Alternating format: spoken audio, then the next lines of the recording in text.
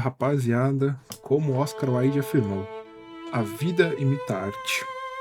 Recentemente, mais de 100 pessoas morreram em uma operação policial, e logo as vozes já foram se dividindo, uns dizendo que eles eram criminosos, outros dizendo que eles eram inocentes, cada lado com a sua certeza, preso à sua própria verdade, né?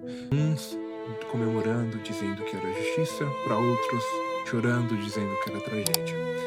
Mas enquanto cada um tenta provar o seu ponto de vista e provar que está certo, eu me pergunto, o que é a verdade? Acreditamos que, ao encontrá-la, encontraremos a liberdade. Mas, e se a verdade for apenas um espelho? E se, ao olhar para ela, você encontrar apenas mais prisões? Em Attack on Titan, somos apresentados a um mundo de certezas absolutas, um mundo de muralhas. Dentro delas, a humanidade, fora delas, os titãs. A verdade era simples.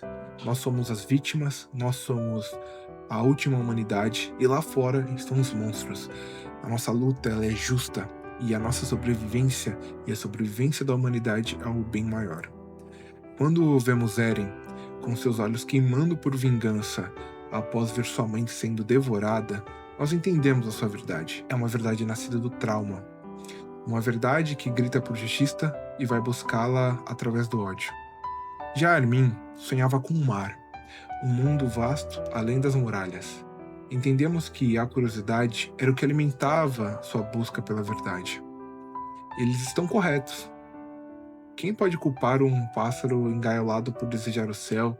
Quem pode condenar uma criança que jura vingar aqueles que ama? A verdade deles é cruel, e suas vontades de existir, sem medo do mundo lá fora, os fizeram lutar. Eles sacrificaram sua humanidade, pedaços por pedaço, na esperança de um dia recuperá-la, até o dia em que cruzamos o oceano. E descobrimos que o inimigo tem um rosto. Do outro lado do mar, em Marley, encontramos Reiner, o traidor, o assassino, o guerreiro, o soldado, o homem que destruiu a primeira muralha. E vemos um homem quebrado, um soldado que foi ensinado, desde berço, que ele carregava o sangue de demônios, que seus ancestrais cometeram pecados imperdoáveis, que a única forma de redenção era servir a nação que o desprezava. A única forma de provar que era bom era matar os demônios do outro lado do mar. A verdade dele foi fabricada pelo ódio de gerações. E então encontramos Gabi. E ela é o espelho perfeito de Eren, a mesma fúria, a mesma certeza absoluta, o mesmo fogo nos olhos. Quando ela vê seus amigos mortos, quando ela vê sua casa destruída por Eren, a verdade dela é cimentada em sangue. Eles são demônios da ilha, eles devem ser exterminados. Se a verdade de Eren é justa, a verdade de Gabi também é. Aqui, a história para de ser o bem contra o mal e passa a ser sobre dor contra dor. Onde está a verdade absoluta? O filósofo Nietzsche escreveu certa vez e refletiu sobre isso. A verdade é como um exército de metáforas e comparações que as pessoas criam. Com o tempo, essas ideias são repetidas tantas vezes e de forma tão bonita e convincente que acabam parecendo algo fixo e absoluto, mesmo sendo apenas criações humanas. A verdade de Marley era um exército de metáforas. Eldianos são demônios, a ilha é um inferno. Uma história contada tantas vezes que se tornou realidade. A verdade de Parades era a busca pela liberdade. Mas o que acontece quando essa verdade exige a aniquilação de outra? Essa inversão, esse momento terrível em que o herói percebe que é o monstro, nós já vimos antes. Pense na história de Eu Sou a Lenda. No cinema, a história foi simplificada. Vimos um homem, Robert Neville, lutando sozinho contra um mundo de criaturas das sombras. No fim, ele encontra a cura, se sacrifica e morre como um mártir. Ele se torna uma lenda, um salvador. Mas no livro, na história original, a verdade é muito mais profunda e muito mais terrível. Neville passa anos caçando e matando essas criaturas à luz do dia, enquanto elas dormem. Ele as vê como pragas, até um dia em que ele é capturado. E ele descobre que aquelas criaturas não eram apenas monstros. Elas evoluíram, Elas criaram uma nova sociedade, com leis, com sentimentos, com famílias, com medo. E para essa nova sociedade, o monstro, o terror que saía na luz do dia para sequestrar e matar seus entes queridos, a lenda era ele. Neville era o titã deles. Este é o abismo de Attack on Titan. Eren, ao olhar para o outro lado do mar, percebe que o ciclo de ódio jamais terminaria.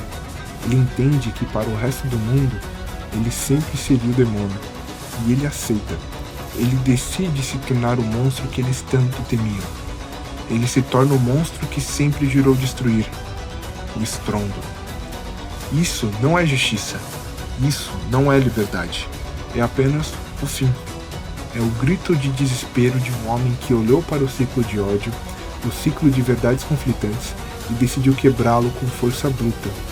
E é o que acontece quando o homem tenta ser Deus, quando a nossa verdade relativa se torna o nosso ídolo absoluto.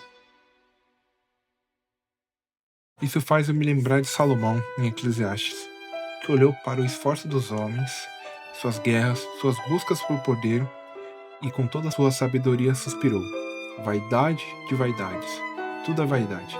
Que proveito tem o homem de todo o seu trabalho, como que se afadiga debaixo do sol.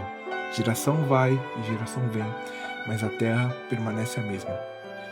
O ciclo da vingança. O ódio de Marley criou o ódio de Eren. O ódio de Eren criou o ódio de Gabi. Geração vai e geração vem. O estrondo é apenas o capítulo mais recente dessa vaidade. Então, estamos perdidos? Se não há verdade absoluta, tudo é permitido? É óbvio que não. Attack on Titan não nos deixa no vazio. Ele nos oferece uma saída. A verdade absoluta não foi encontrada no poder dos titãs, não foi encontrada na vingança. Ela não foi encontrada na liberdade egoísta nem na paz forçada. Ela foi encontrada nos momentos de conexão. Quando Armin, mesmo diante do inimigo, tentou conversar, quando Gabi finalmente viu a humanidade em Sasha ou em sua família, quando Rainer e Jean, mesmo os inimigos, com raiva um do outro, lutaram lado a lado contra um horror maior. Em Attack on Titan, a pergunta não é quem está certo, mas sim, é possível parar o ciclo? A verdadeira sabedoria não é encontrar uma verdade que justifique suas ações, é ter coragem de questionar a sua própria verdade. A única verdade que importa não é a que carregamos como uma arma, mas aquela que nos permite ver a humanidade no rosto do nosso inimigo. O anime é um aviso, um espelho sombrio para o nosso próprio mundo. Cuidado com as certezas absolutas, cuidado com o ódio justificado, cuidado com as muralhas que construímos dentro das nossas mentes, pois, no final, a única coisa que pode nos salvar do estrondo é a difícil, dolorosa e transcendental escolha de entender o outro.